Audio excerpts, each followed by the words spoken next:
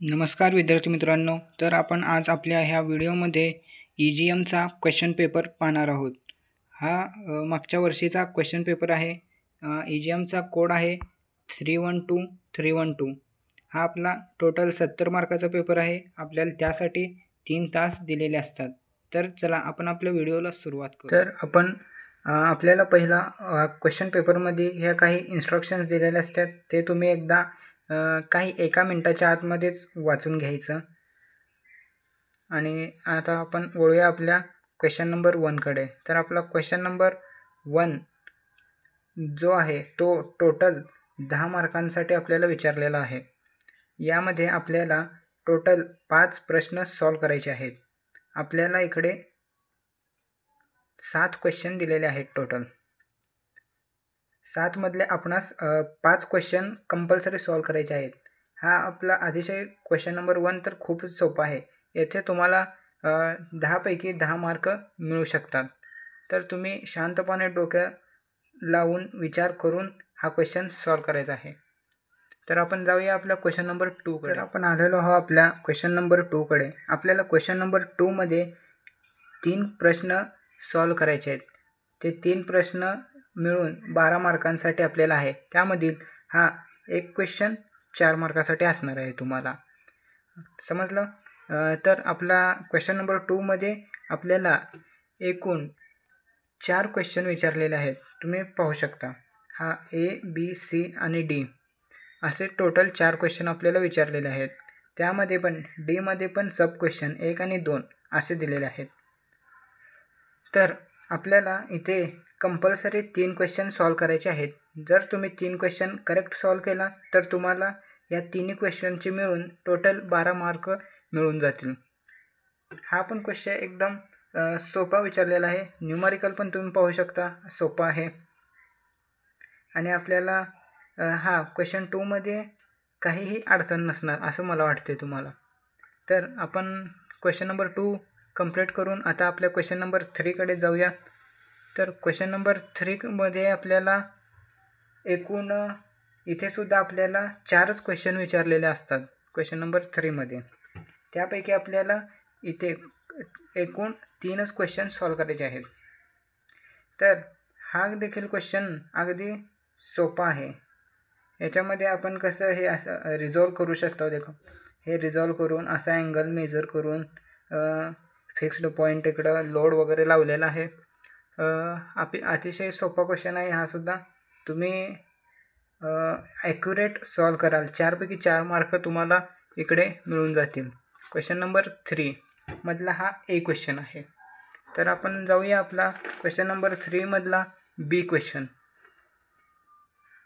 तर question number 3B मध्ये तुम्हाला इथे बीम दिलेला आहे।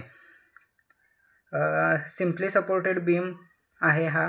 त्यामध्ये A, B पॉईंट दिलेला आहे। इकडे UDL सुद्धा दिलेला आहे 19 किलो न्यूटन पर मीटरचं। हा पण एकदम बीमवरचे तर न्यूमरिकल खूपच सोपे आहेत। ह्या क्वेश्चनमध्ये तुम्हाला कंप्लीट 4 पैकी 4 मार्क मिळायलाच पाहिजे।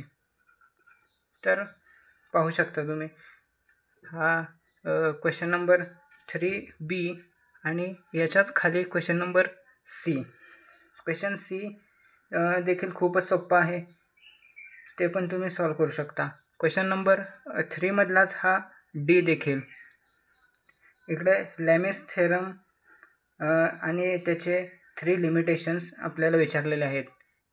हा लॅमेस थेरम तुम्ही करून जावा आणि त्याचे लिमिटेशन हा तर अशा प्रकारे तुमचा क्वेश्चन नंबर 3 देखील खूपच सोपा विचारलेला आहे तुम्हाला। तर आपण वळूया आपल्या क्वेश्चन नंबर 4। विद्यार्थी मित्रांनो, हा आपला क्वेश्चन नंबर 4 आहे। त्यामध्ये आपल्याला एकूण 3 प्रश्न सोडवायचे आहेत।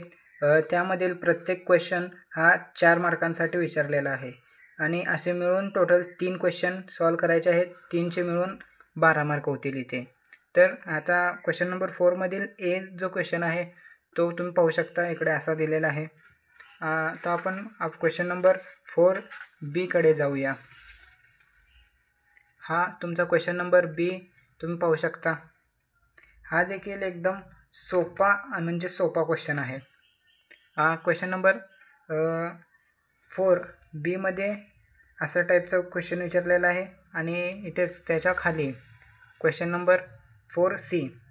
तर सीमध्ये तुम्हाला असा XY लाईन हा कर्व आहे, त्यामध्ये आपल्याला 2 सेक्शन आहेत, म्हणजे 2 शेप्स आहेत.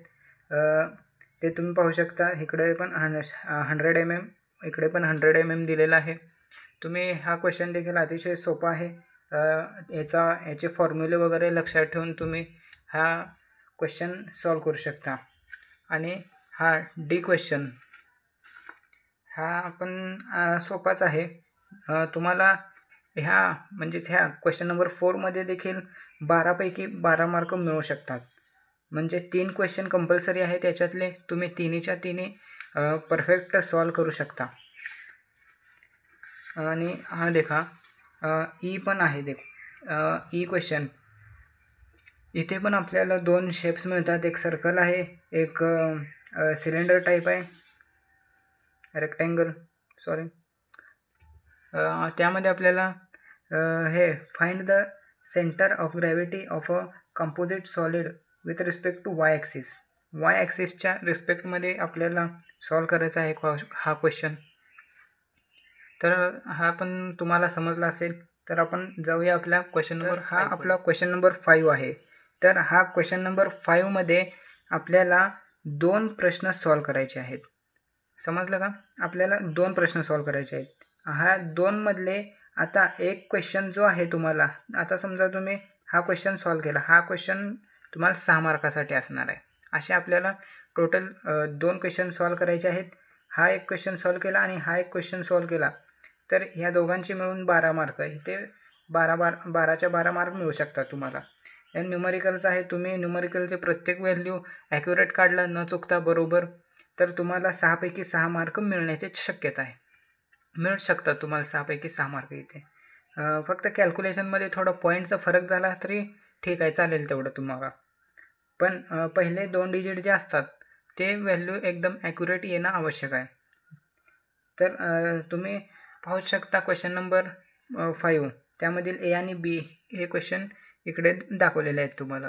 आणि अजून एक आहे याच्यातला सी, तो पण पाहू शकता तुम्ही इकडे. क्वेश्चन नंबर सी हा असा आहे, ह्या टाईपमध्ये क्वेश्चन विचारलेला आहे तुम्हाला. तुम्ही हा देखील क्वेश्चन पाहू शकता. तर आपण आता जाऊया आपल्या क्वेश्चन नंबर 6कडे. तर क्वेश्चन नंबर 6 देखील आपल्याला 12 मार्कांसाठी असणार आहे आणि त्यामध्ये फक्त आपल्याला 2 क्वेश्चन सॉल्व करायचे आहेत. त्यामध्ये आपल्याला एकूण 3 क्वेश्चन विचारलेले आहेत. हा देखील 12 मार्कांसाठी. त्यामध्ये हा ए आणि हा बी क्वेश्चन. तर मी हा बी पण हे न्यूमरिकलचं असल्यासारखंच आहे. इकडे पण शेप्स आहेत हे 2-3. ते शेप्स आपल्याला त्याचं प्रत्येकाचं कॅल्क्युलेशन करायचं आहे व्यवस्थित आणि आन्सर काढायचा आहे. आणि क्वेश्चन नंबर 6मधला हा लास्टचा सी क्वेश्चन. या सी क्वेश्चनमध्ये बघा आपल्याला एल सेक्शन म्हणजे एल शेप दिलेला आहे. मी इथे डायग्राम काढलेलो आहे बघा, या पद्धतीने डायग्राम याची येते. आणि आपल्याला ह्याच्यामध्ये पार्टिशन करायचं. आता तुम्ही ह्या सेक्शनला 1 म्हणा, ह्याला 2 म्हणा, किंवा ह्याला 1 ह्याला 2 असं काही पण करू शकता, पण आपलं कॅल्क्युलेशन मात्र व्यवस्थित आलं पाहिजे.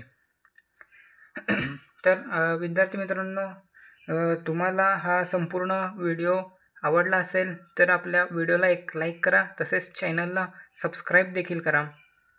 मी असंच तुम्हाला अजून नवनवीन आपले व्हिडिओ आणत राहील.